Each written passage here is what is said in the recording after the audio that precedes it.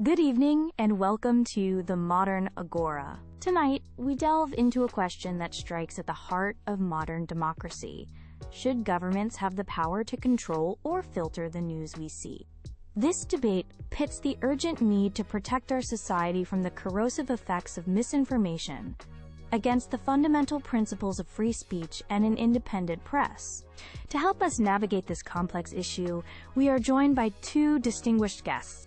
Dr. Kenji Tanaka is a renowned sociologist and a senior advisor on digital policy. Arguing for the opposition is Maria Flores, a leading human rights lawyer and a staunch advocate for civil liberties. Welcome to you both. Dr. Tanaka, let's begin with you. You have 90 seconds for your opening statement. Thank you, Isabel. The ideal of a completely free and unfettered press is a noble one, a principle many of us have long cherished. However, we must have the courage to admit that this ideal is struggling to survive in the reality of the 21st century digital age. Our information ecosystem is no longer a curated garden. It has become a chaotic jungle. My primary argument is centered on the undeniable threat of misinformation. We are facing an epidemic of, quote, fake news and coordinated disinformation campaigns that spread like digital wildfires across social media. These falsehoods are not harmless. They erode public trust in our core institutions, in science, in journalism, in democracy itself. They incite social unrest, deepen polarization, and can directly lead to public health crises and even targeted violence. Furthermore, this is a matter of national security. Malicious actors, both foreign and domestic, exploit our open information environment to sow discord, interfere in our elections, and weaken the fabric of our society. A responsible government has a fundamental duty to protect its citizens from such coordinated psychological attacks. To be clear, I am not advocating for the censorship of ideas or opinions.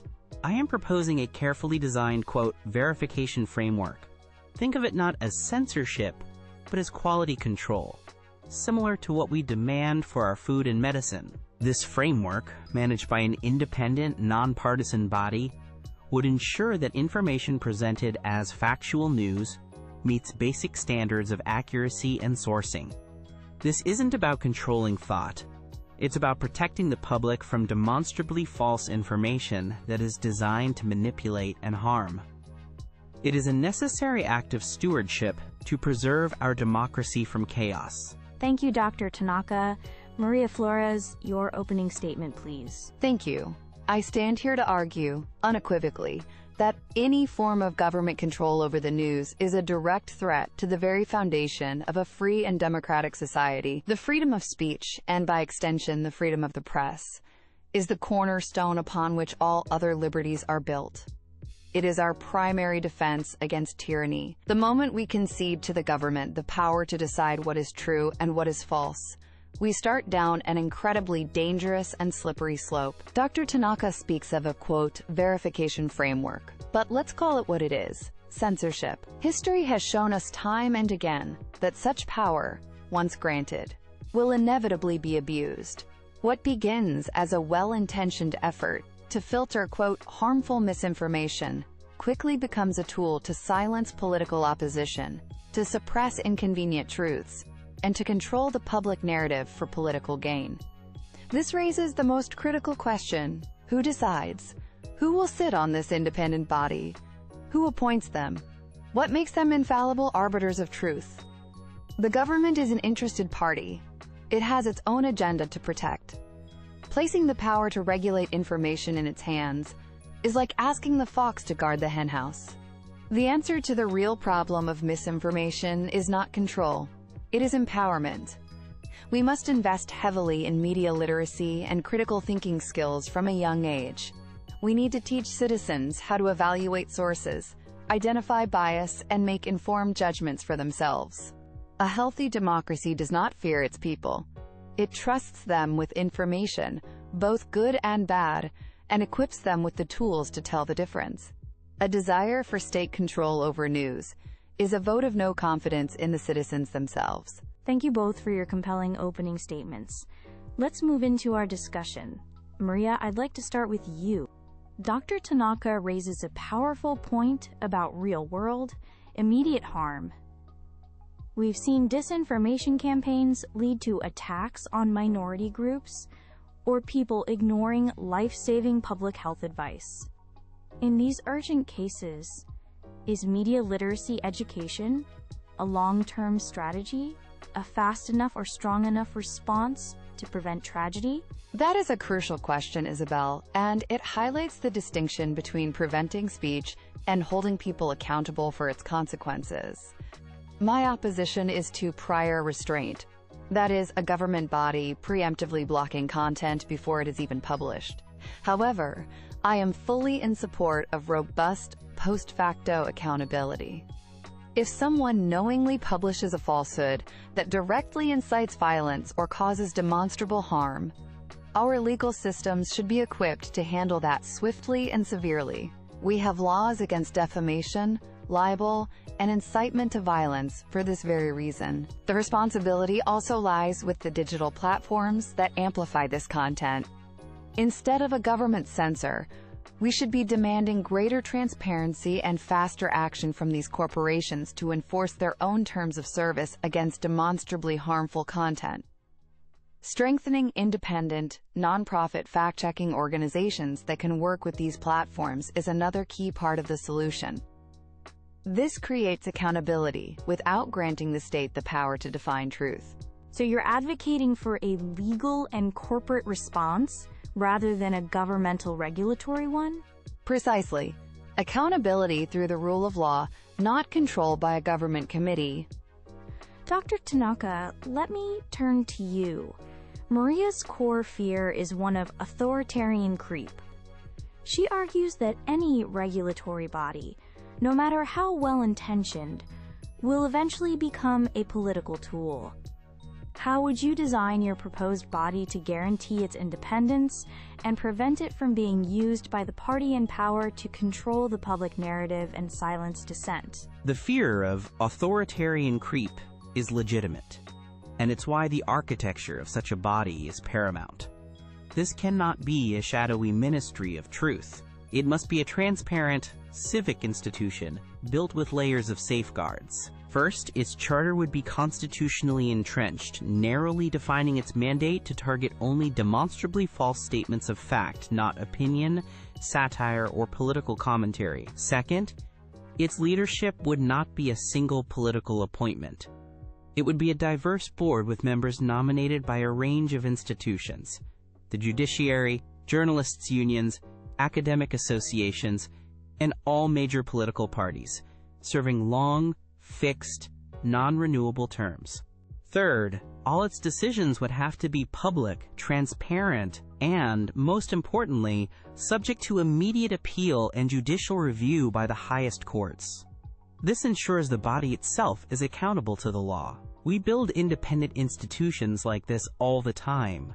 Think of a central bank managing inflation or a judiciary interpreting laws.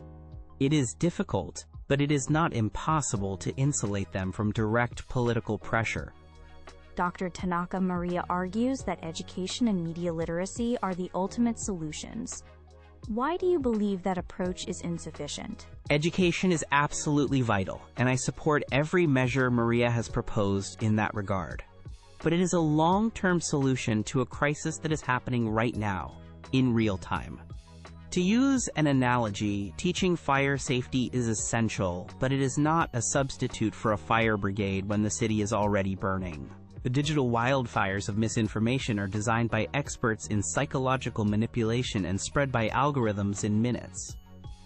To believe that a citizen, even a well-educated one, can single-handedly fight off this onslaught is idealistic. We need systemic, rapid response mechanisms to contain the spread, while education builds our long-term resilience. Maria, what's wrong with Dr. Tanaka's fire brigade? What's wrong is that Dr. Tanaka's fire brigade is owned and operated by the state.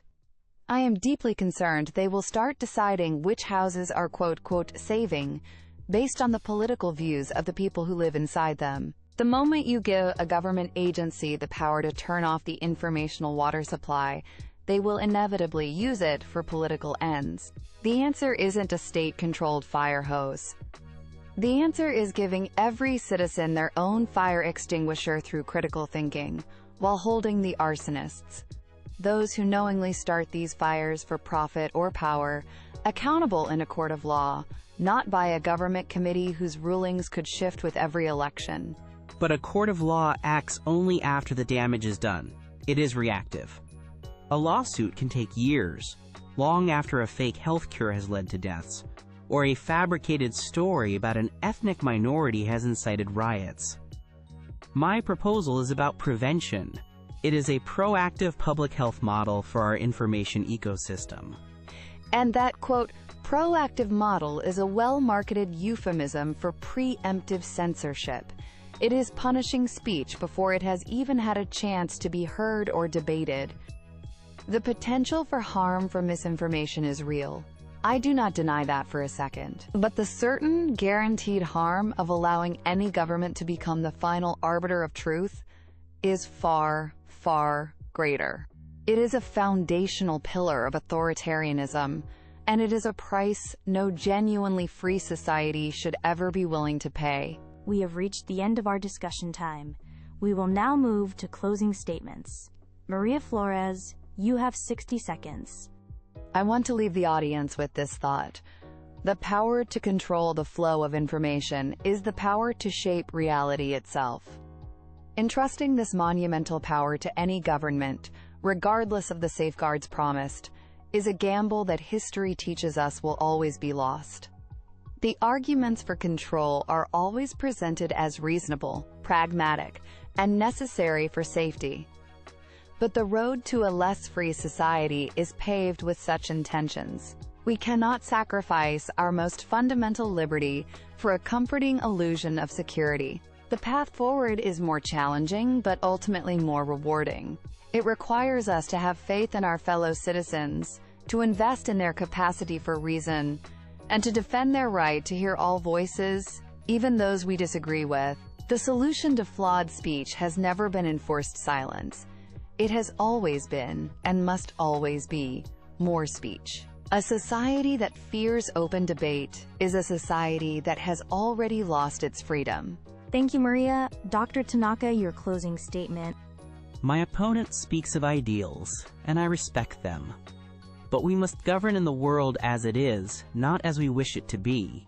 The information landscape has been fundamentally broken by technology, and our philosophical approach must adapt to this new, dangerous reality. My position is not born from a desire for control, but from a call for responsibility and stewardship. Freedom does not mean a free-for-all where the most malicious lies can drown out the truth. In every other critical sector of our society, from the food we eat, to the medicine we take, to the cars we drive, we have regulations and standards to protect the public from harm.